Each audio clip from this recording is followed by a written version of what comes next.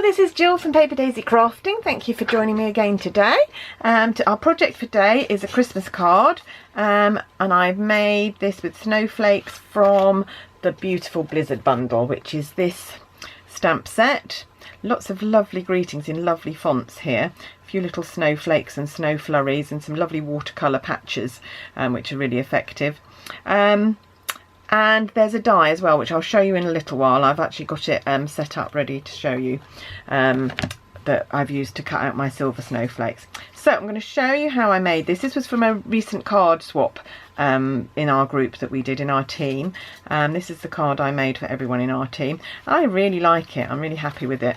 So I'm going to show you how I made it. Now, if you have a look, the card blank, normally I make my card blanks up the other way so that the fold is there. This time I thought I'd try making a tent fold card so that it opens like that, and actually it stands really nicely. I might do more of these because I think it actually is quite effective. So to do that you need a sheet of our thick Whisper White card and your trimmer, and you're going to cut it at 10.5 centimetres. So let's find 10.5. There we go. Blade up to the top. And there we go. So I've now got two pieces of card that could do for cut those card blanks. Just going to use the one today, and then what I'm going to do is I'm going to score it at just under 15 centimetres because that's just halfway. So just under 15 centimetres is where you need to score it. I will put imperial measurements in inches on my blog, so please pop down to the link and have a look. So there we go. That's a really easy way to make a card blank, and like I said, I'm really pleased with how that stands up. I think it displays a bit nicer than when you do them portrait fold, so I might do some more of these. Now that's my card blank. Now as you can see on here, I've got this panel. And actually this is a panel of Whisper White that I've just sponged. So I'm just going to show you how I did that. So I'm taking a piece of our thinner Whisper White. It's slightly bigger than this panel because I'm going to cut off the edges. So our panel needs to be 6 centimetres by 9 centimetres. This is about 6.5 by about 10, I think. Maybe not that big, but just slightly bigger, so that I've got a little edge to cut off, and you'll see why in a minute as we sponge. So I'm just going to bring in a scrap piece of grid paper to use on here, as I don't mess up my proper grid paper. And I've got a sponge for my blueberry bushel, and I've got a sponge for my Night of Navy. So what I'm going to do is I'm going to come in with Night of Navy first. So just tap your sponge on here, and then you're just going to bring it in, swirly motions, and you'll find you'll get a graduated colour, sort of darker ink where you put it down, but then it gets lighter. I'm going to do another patch over here, but that's what we want. We don't want a solid background, we want it to be a patchy. So do that there. I'm then going to come in, and all of these cards will be different because every time you sponge it will be slightly different. Come in with a bit of a lighter blue here. This is Night of Navy, this one. This is Blueberry Bushel. And I just keep doing that and building up the colour until I've got a panel that I really like. So I just put a bit more, and I'm going to come back in with the Night of Navy in a sec. So there we are. That's a Blueberry Bushel. Now come back in, and the more you sponge, the more in depth your colour will be.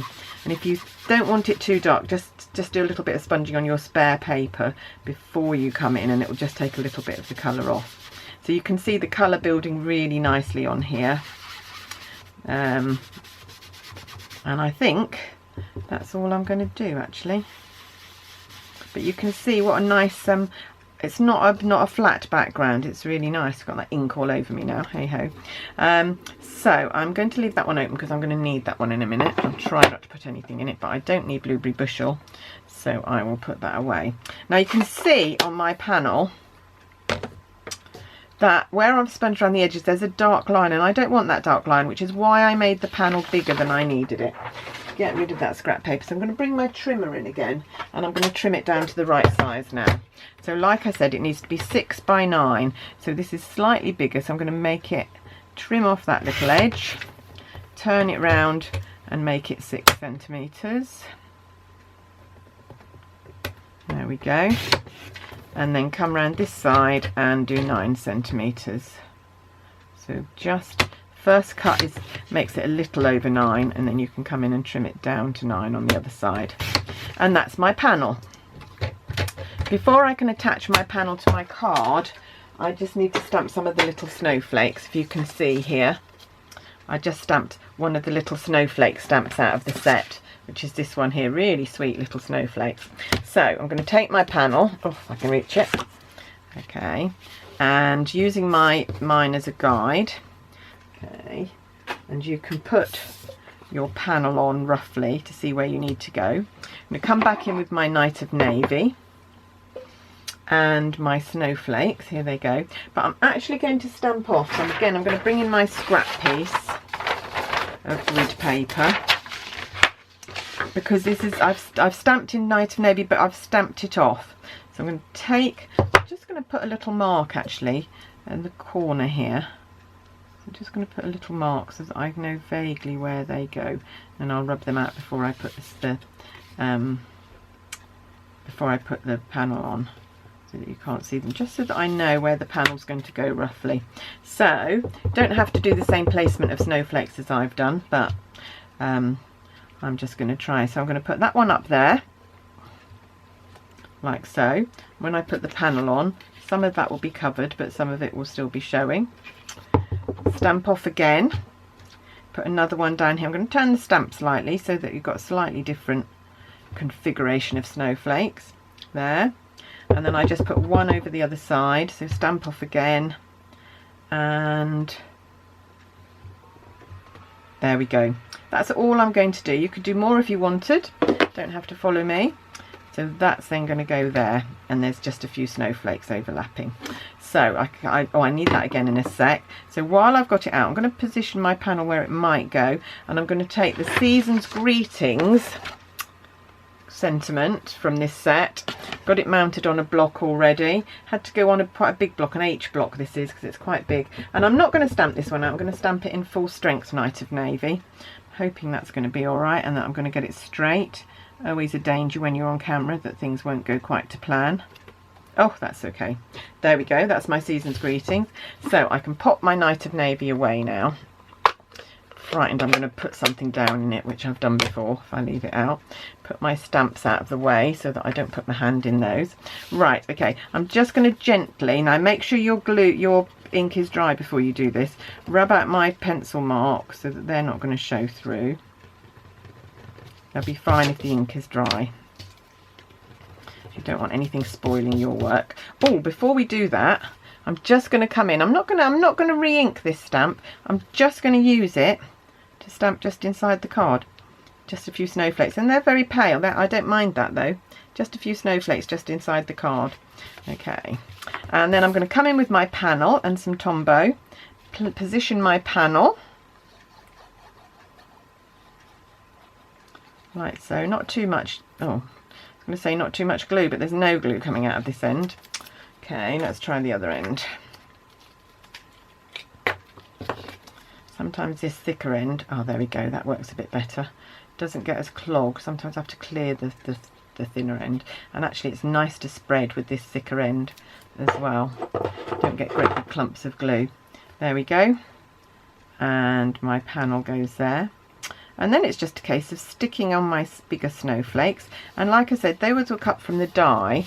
I brought it in here to show you. You can already see, now I don't have the position plate, so I just put this through several times. So I put it through that way, and then I turned it round and put it through that way, and you can see they're already falling out here, so there isn't any problem with the snowflakes coming out of this die if you put it through the die cutter enough times. I didn't use a shim or anything, so if I take that off there, you can actually see the whole die. There's still some bits in there to come out, but you can see it's such a lovely die. There's such lovely snowflakes, and so useful to get all those snowflakes cut at the same time.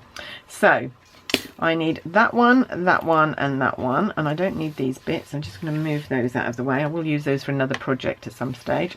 And as you can see, I've put a large snowflake up there in the corner, medium size one there, and a little one down there. So I'm going to stick with my configuration. What I'm actually going to do is I'm going to put a bit of glue in a little dish like I've done before. I'm sure you've seen me do this. Because I want a very thin amount of glue, and I like to do that with a cocktail stick. So because I don't want to get great splodges of glue. So just a little bit of Tombow on a dish, and then you can just stroke the glue on. It doesn't need to be on every single bit of it. It will hold down if you just get a glue on there, and then you're not going to get any horrible splodgy glue marks.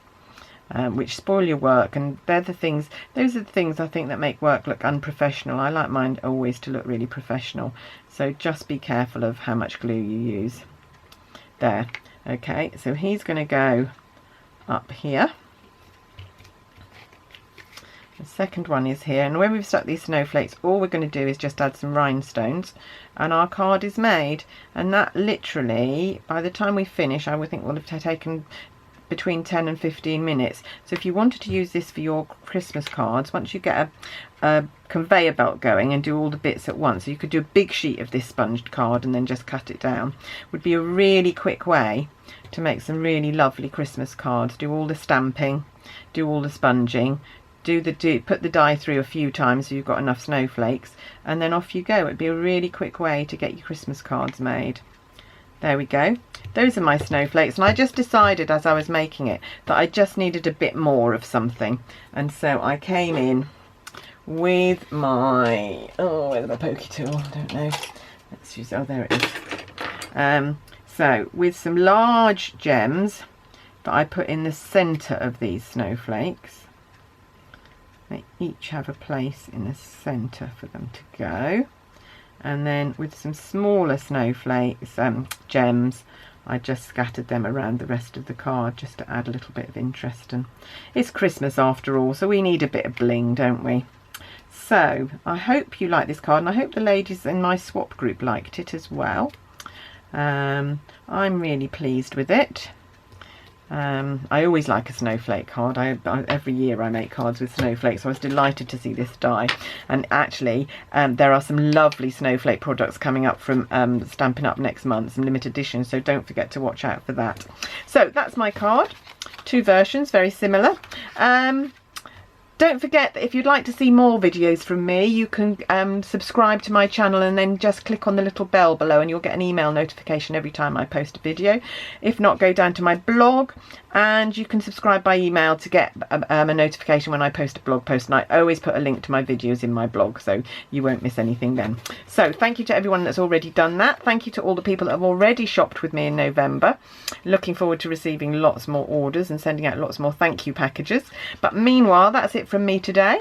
Hope you like my card, and I'll see you again soon. Bye!